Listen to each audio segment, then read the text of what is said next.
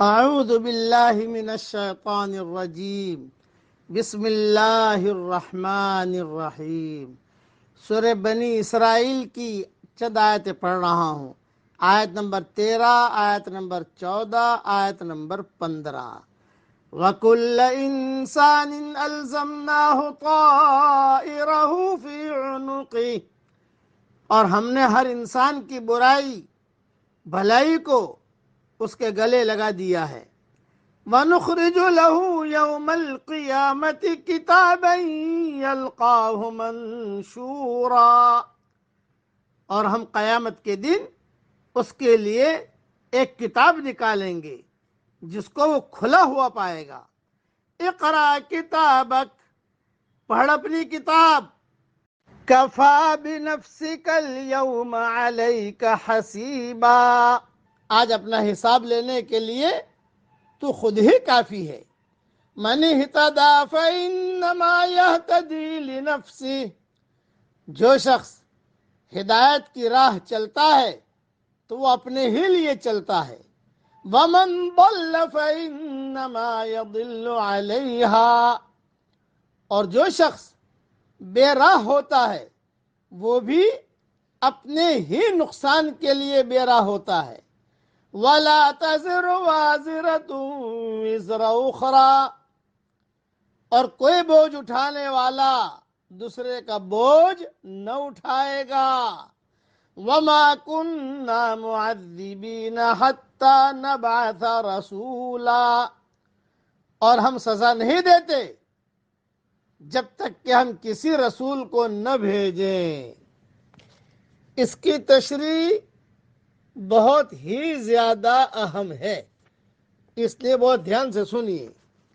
دنیا میں کئی لوگ ایسے ہیں کہ جن تک دین کی بات پہنچی ہی نہیں،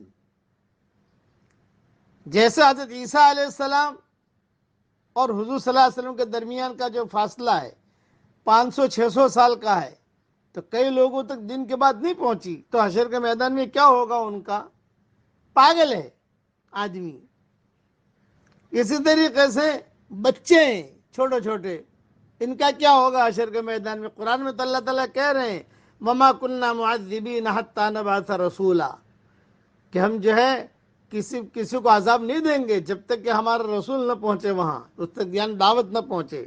اس کے بارے میں لمبی تفصیل اور تشریح تو انشاءاللہ ریاض التفسیر میں دیکھ لینا، لیکن میں مختصر سمجھا دیتا ہوں کہ حشر کے میدان میں کسی کے ساتھ ظلم نہیں ہوگا۔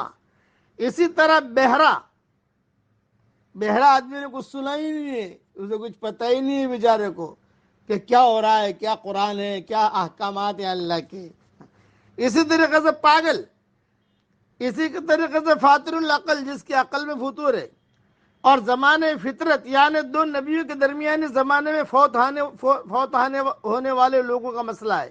ان کی بابت بعض روایت میں آتا ہے کہ قیامت والے دن اللہ تعالیٰ ان کی طرف فرشتے بھیجے گا اور وہ انہیں کہیں گے کہ جہنم میں داخل ہو جاؤ۔ اگر وہ اللہ کے اس حکم کو مان کر جہنم میں داخل ہو جائیں گے تو جہنم ان کے لیے جنت بن جائے گی، ان کے لیے گل گلزار بن جائے گی، یعنی اللہ کی بات مان لی انہوں نے۔ اور اگر بات نہ مانی تو انہیں گھسیٹ کر جہنم میں پھینک دیا جائے گا۔ یہ حدیث مسند احمد جلد 4 صفحہ 24 پر موجود ہے، اور ابن حبان جلد 9 صفحہ 226 پر موجود ہے، اور جامع صغیر حدیث نمبر 888 میں موجود ہے۔ اور چھوٹے بچوں کے بابت ایک اختلاف ہے۔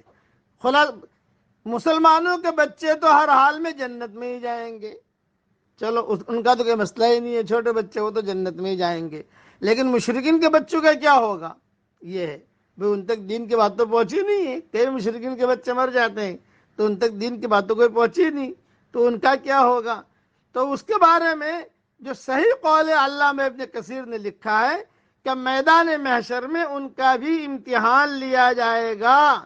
جو اللہ کے حکم کی اطاعت اختیار کرے گا وہ جنت میں، اور جو نافرمانی کرے گا وہ جہنم میں جائے گا۔